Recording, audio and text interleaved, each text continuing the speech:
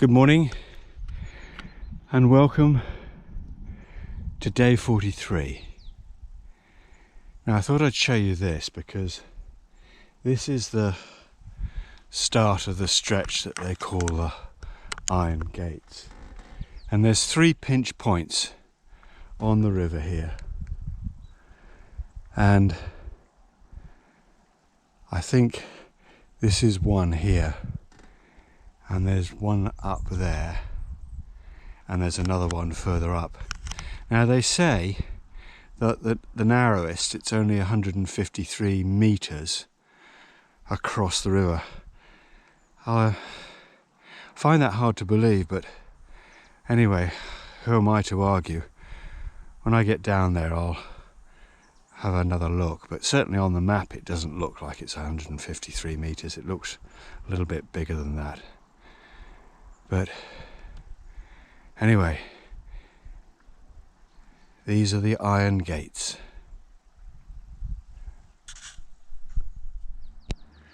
Well, let me give you another look at this gorge. This is the next section, and actually at the end of that section we were at, the distance across the channel actually did look about 150 meters, so I was completely wrong about that. It's just not marked accurately, I don't think, on the maps that I've been using. But that's the next pinch point up there.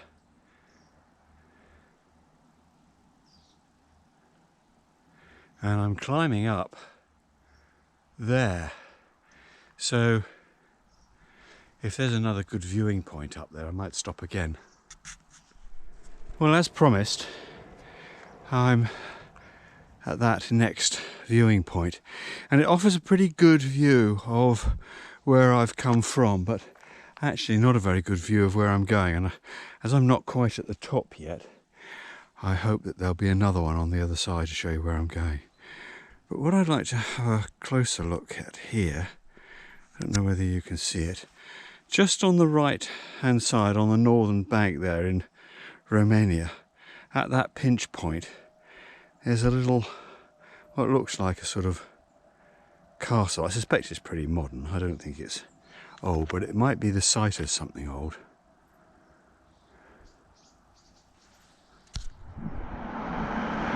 Well, here is the dam across the Danube, built by the Romanians and the then Yugoslavs in 1964 to raise the level of the Danube to permit large ships to go up and down the river through the gorge.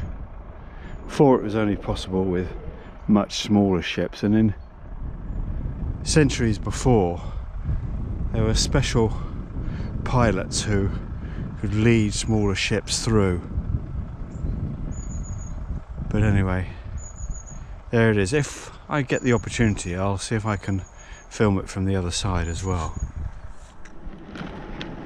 So there have been lots of roadworks today. This must be about the 10th or 12th, all along this road, and I have to say it needs resurfacing. And to be honest with you, I've just ignored the lights because there's always been a place like this just for me to go through, regardless of the direction of the travel of the traffic. So it's not been too much of an inconvenience for me.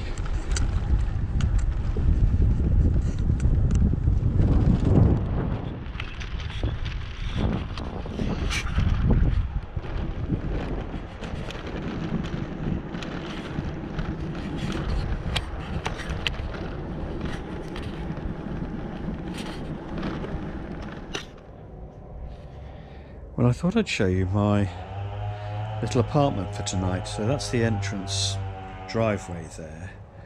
This is the apartment here.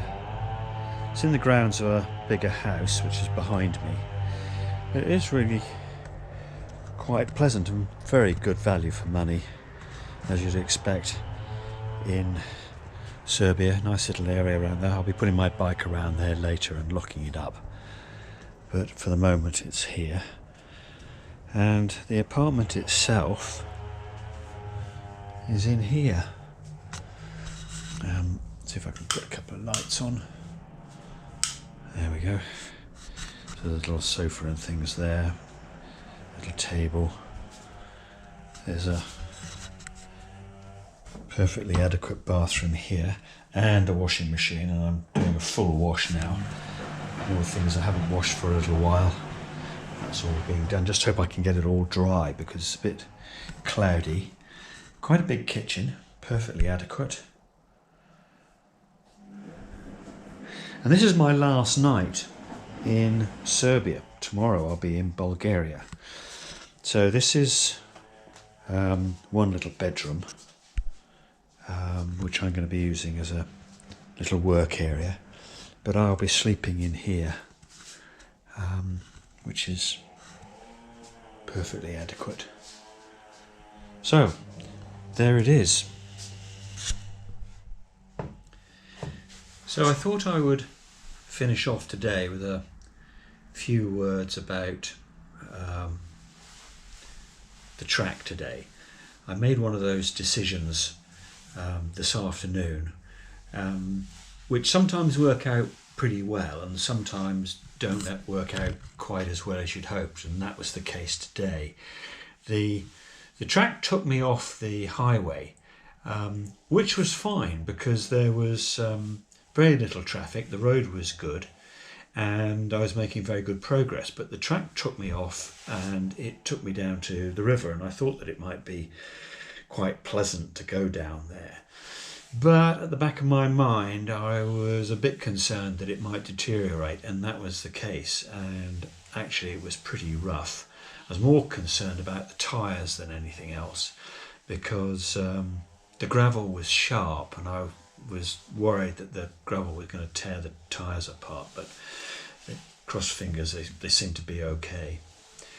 And the final thing is, I suppose it's about time I mentioned the two emperors, Trajan and Hadrian, whose names keep cropping up all along the Danube. Trajan, of course, was the emperor who conquered Dacia, the eastern part of the Roman Empire along the Danube.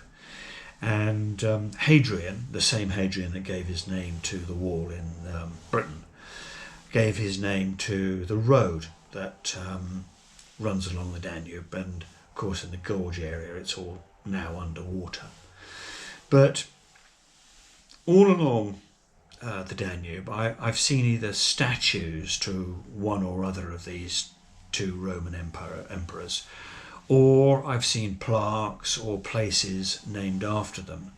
And I've been prompted to mention them today because actually I saw a sign to a town called Trajana, which is clearly named after Trajan. And it's just interesting to me to note that nearly 2,000 years after these two guys lived and worked here, that they're still held in high enough esteem to warrant statues and plaques and places named after them. And these two were mainly responsible for establishing the Roman Empire in this area and for establishing the frontier along the Danube, building the forts, the roads, and everything that held it all together. So, with that little footnote, I'll sign off and post.